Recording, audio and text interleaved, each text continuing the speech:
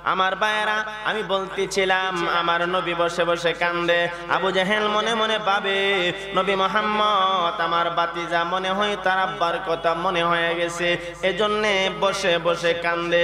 ডাক দিয়া বলে, রে বাতিজা মুহাম্মদ, তুমি এখানে কেন বসে বসে কান্দ? ঠিক কিনা? রে বাতিজা, এখানে কেন বসে বসে কান্দ? রাস্তা হারিয়ে ফেলেছ নাকি তোমার বাবার কথা স্মরণ হয়ে গেছে? আমার নবী ডাক দিয়া বলে, চাচা, আমি রাস্তা হারাই নাই, বাবার কথা স্মরণ হয়নি। আমাকে যে আল্লাহ নবুয়তি দান করবেন, আমার উপরে যে বিশাল দায়িত্ব আল্লাহ অর্পণ করবেন, এই দায়িত্ব আমি ধরে রাখতে পারবো কিনা, সেজন্য কান্দি। সুবহানাল্লাহ। আবু জাহেল কো, তুমি নবী বা কোন সময়টা কবের কথা এখন কান্দ? বিশ্বাস হয় না, বিশ্বাস হয় না। কইটা বিলো কি তুমি নবী? আবু জাহেল বলে, নবী হও, যা হও, পরে আসো, তোমাকে বাড়িতে পৌঁছায়া দেই। এই ঘটনা থেকে আমার নবী যে সত্য নবী, শেষ নবী প্রমাণ হয়ে যাবে। আবু জাহেল নিজের ওটের উপরে আমার নবীকে বসালেন। বসাইয়া উঠেন, লাগাম ধরে টান দেয় আর বলে, উঠ, তুমি চলো। বেতাঘাত করে লাগাম টানে, কিন্তু উঠ সামনের দিকে যায় না। আবু জাহেল বলে, কিছুই বুঝতে পারলাম না। ভালো উট নিয়ে বাড়ি থেকে বের হলাম, উঠতি দুর্বল হয়ে গেল। উটকে আঘাত করে, প্রহার করে, লাগাম টেনে বেতাঘাত করে উট কিছু বলে না, সামনের দিকে আগাই না। হঠাৎ করে দেখা যায় আমার আল্লাহ উটের জবান খুলে দিয়েছে। উট মানুষের মতো কথা কয়, আল্লাহ উটের জবান থেকে কথা বলাইতে পারে কি পারে না? আরো জোরে বলে। উট আল্লাহর দরবারে দোয়া করে আর বলে, মালিক,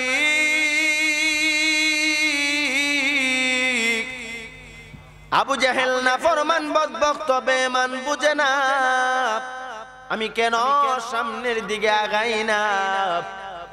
তুমি আল্লাহ যদি আমি ওটের জবানটা খুলে দিতা গো, তাহলে আমি ওট আবু জাহেলকে বুঝাইয়া দিতাম কেন সামনের দিকে আগাই না। সুবহানাল্লাহ। নামাজের বাপ বালা না ও ভাই, সুবহানাল্লাহ বললে লাভ না লস? আরো জোরে কোন। এটা তো আলোচনার শুরুতে বলা হয় ভূমিকাতে সুবহানাল্লাহ আলহামদুলিল্লাহর ফজিলত, ঠিক কি ঠিক না? আমি তো ভাবছিলাম ওয়াজ করবই না, মন মানসিকতা ভালো না, আপনাদেরও কন্ডিশন ভালো না, এজন্য ভূমিকাতে সময় না দিয়া সরাসরি আয়াতের ভিতরে ঢুকে পড়েছিলাম। এখন তো কিছুক্ষণ ওয়াজ করার পরে বুঝবার পেরেছি ভূমিকা এখন শুরু করা লাগবে। ঠিক হো, ভূমিকা শুরু করতাম। এখন যদি ভূমিকা শুরু হয় তো ওয়াজের অবস্থা হইব কি? এত হজর পর্যন্ত যাইব। আছেন ইনশাআল্লাহ? সবাই আছেন? আল্লাহ তুমি তোমার বান্দাদেরকে কবুল করো, কোনা আমিন। যারা ইনশাআল্লাহ বলেছে আল্লাহ প্রত্যেককে তুমি জান্নাতের মালিক বানায়া দাও, কোনা আমিন। আরো জোরে বলেন আমিন। ও ভাই, যদিও সারা রাত্র আমিও ওয়াজ না করি, আপনারাও না শুনেন, কিন্তু নিয়ত যে সহি করেছেন, এজন্য সারা রাত্র ওয়াজ শুনলে যে সওয়াব, সেই সওয়াব আল্লাহ আপনার আমার আমল নামায় দিবে কি দিবে না? আরো জোরে বলেন, দিবে কি দিবে না? তাফসীরের ব্যাখ্যাতে পড়েছি, কোন মানুষ যখন সওয়াবের কোন কাজের নিয়ত করে, নিয়ত করার সাথে সাথে সওয়াব লেখা হয়ে যায়। আরো জোরে কোন। আর কোন মানুষ যখন গুনাহের কাজের জন্য নিয়ত করে, গুনাহ লেখা হয় না, হয় না? কোন সুবহানাল্লাহ। ওই তাফসীরের ব্যাখ্যাতে পড়েছি, বাইতুল জান্নাত জামে মসজিদের ওয়াজ হবে 1 মাস আগে প্রস্তুতি শুরু হয়ে গেছে, ঠিক কি ঠিক না? আরো জোরে বলেন। কোন কোন মাহফিলের প্রস্তুতি আরো আগে থেকে শুরু হয়ে যায়। তাফসীরের ব্যাখ্যাতে পড়েছে, মাহফিলে আসতে হবে না, 1 মাস আগে যে বান্দা নিয়ত করেছে মাহফিলে যাবে, এই মাহফিলে আসলেই যা সওয়াব হতো, সেই সওয়াব তার আমলনামায় আল্লাহ উঠায়া দিছে।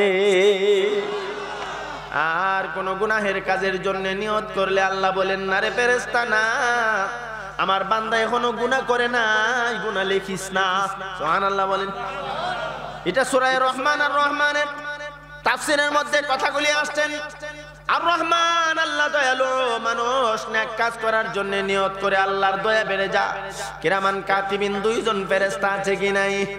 ডান কাদের ফেরেশতা নেকি লেখে আর বাম কাদের ফেরেশতা বদি লেখে, গুনাহ লেখে।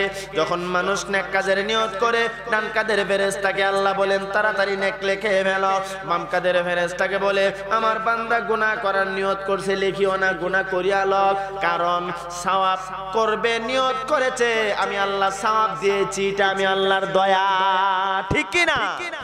আর আমার বান্দা গুনাহ করবে নিয়ত করেছে, লেখিও না, লেখিও না। যদি আমার বান্দা ওই গুনাহের কাজে না যায় তাহলে তার নামে যে গুনাহ লেখা হয়ে গেল এটা তো জুলুম হয়ে যাবে, ঠিক কি না? আর জোরে বলেন। এজন্য ভাই সারা রাত্র ওয়াজ যদিও না শুনেন, না বসেন, সারা রাত্র বসে ওয়াজ শুনলে যে সওয়াব হওয়ার কথা আমল নামায় চলে গেছে, ঠিক কি না? আরো জোরে বলেন, ঠিক কি না?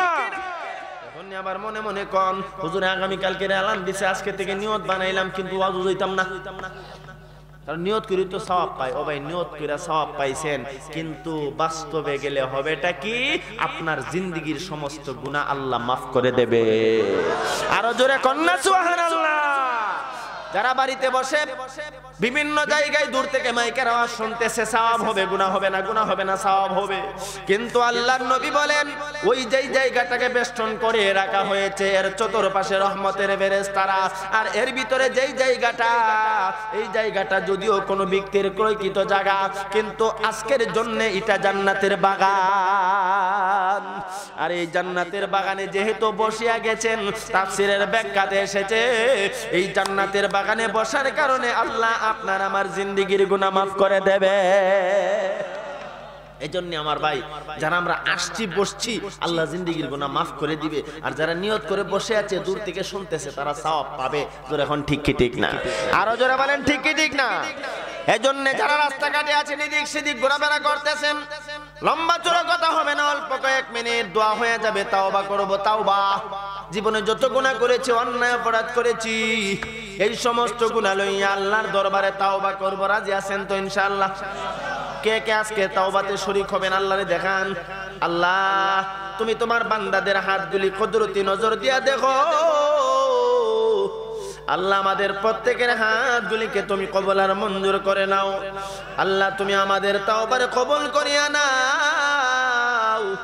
আজ জীবনে নামাজ ছাড়বো না, গুনাহ করবো না, পাপ করবো না। আল্লাহ দয়া করে মেহেরবানি করে আমরারে মাফ করে দিয়া নিষ্পাপ বানায়া দাও। আরো জোরে বলেন আমিন। ও ভাই আজকে আমরা কিছুক্ষণ পর তওবা করব আল্লাহর দরবারে। মা বোনরা যারা যেখান থেকে মাইকের আওয়াজ শুনতেছেন আপনারা তওবার জন্য প্রস্তুতি গ্রহণ করেন। যার যার জায়গা থেকে কিছুক্ষণের ভিতরে তওবা হয়ে যাবে। ও ভাই আমরা যারা গুনাহ করছি, নাফরমানি করছি, আল্লাহর দরবারে আজকে জীবনের শেষ তওবা করব। রাজি আছি না ইনশাআল্লাহ? আল্লাহ কবুল করেন কোন আমিন। কথায় কথায় অনেক দূরে নিয়ে গেলাম। বলছিলাম আবু জেহেলের উট আল্লাহর দরবারে দোয়া করে, কথা কি মনে আছে? আওয়াজ দিয়া কন।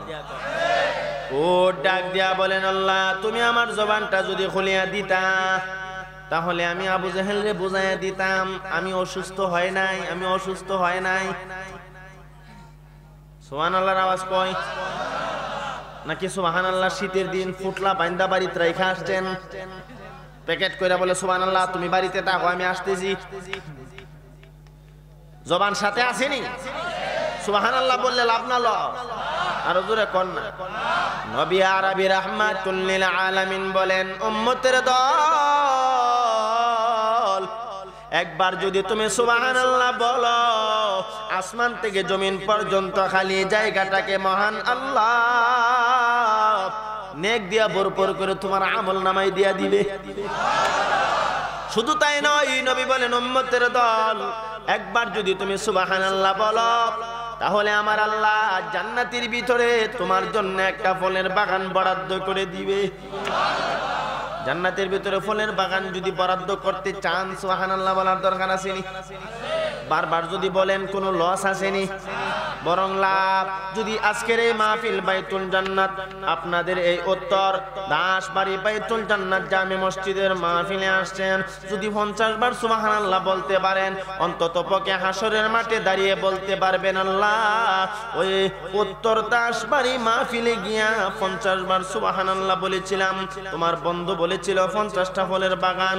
আমি এখন হাসরের মাঠে আমি যদি জাহান্নামে যাই, জান্নাতের ভিতরে আমার যে 50টা বাগান, এই বাগানের ফল খাইব খে। ঠিক নেই? বিশ্বাস হয়নি? আরো জোরে কর না। আমার আল্লাহ তখন বলিয়াও দিতে পারে, বান্দারে আমি আল্লাহ তোমার উত্তর দাসবাড়ি মাহফিলের খাতিরে মাফ করে দিয়া জান্নাতের মালিক বানায়া দিলা।